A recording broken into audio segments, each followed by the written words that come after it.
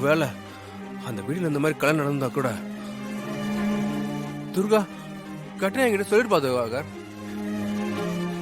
என்கிட்ட சொல்லாம மறைச்சிருக்கவே மாட்டா. என் துர்கா யாருக்குமே துரோகம் பண்ணாத திவாகர்.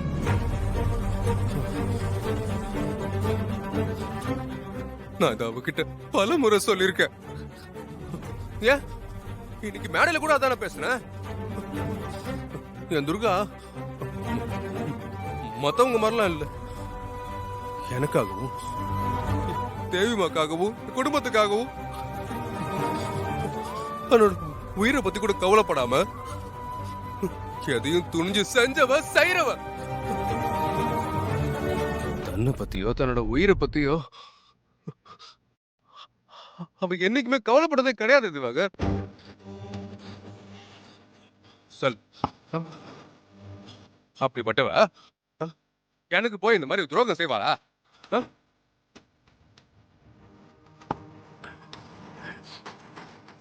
உயிரே போனாலும் அதை செய்ய மாட்டா திவாகர்.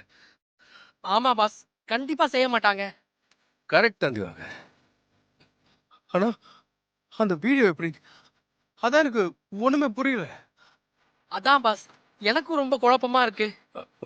ஆனா ஒண்ணு கவுன்சிங்களா திவாகர், அந்த வீடியோ பிளேயர் வரைக்கும் அங்க வந்திருந்த அத்தனை பேரும் டைட் எப்படி மரியாதை நடந்துக்கிட்டாங்க. வீடியோ பிளே ஆன அடுத்த நிமிஷமே எவ்வளவு கேவலமா பேசிட்டு போனாங்க பாத்தீங்களா? ஒருத்தர் கூட அங்க வந்த ஒருத்தர் கூட இதெல்லாம் உண்மையா என்னன்னு கேட்கணும்னு தோணுச்சு திவாகர். பாஸ், எலும்பில்லாத நாக்கு எப்படி வேணாலும் பேசும் பாஸ். அவங்களெல்லாம் விடுங்க பாஸ். நம்மளே புரியாம தானே புலம்பிக்கிட்டு இருக்கோம். இதையெல்லாம் மேடம் எப்படிதான் தாங்குவாங்க? அவங்க நிலைமையை யோசிச்சாதான் ரொம்ப கஷ்டமா இருக்கு. அதான் திவாகர், அதான் எனக்கு சங்கடமா இருக்கு. பாவம் இல்ல, பாவம் இல்ல துர்கா. ஃபங்க்ஷன்ல இடிச்சு போயிட்டா. துர்கா கிட்ட இத பத்திலாம் கேட்காம விட்டா கூட அவன் மனசு கடந்து அடிச்சுக்கும் திவாகர். அந்த வீடியோ எப்படி வந்துச்சுன்னு கேட்கலாம்னா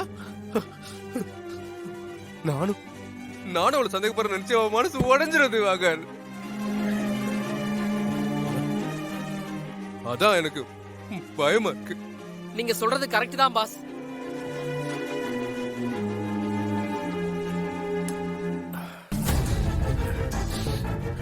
நானு இந்த மாதிரிலாம் ட்ரிங்க்ஸ் அடிச்சு எனக்கு அது பாத்திருக்கீங்களா?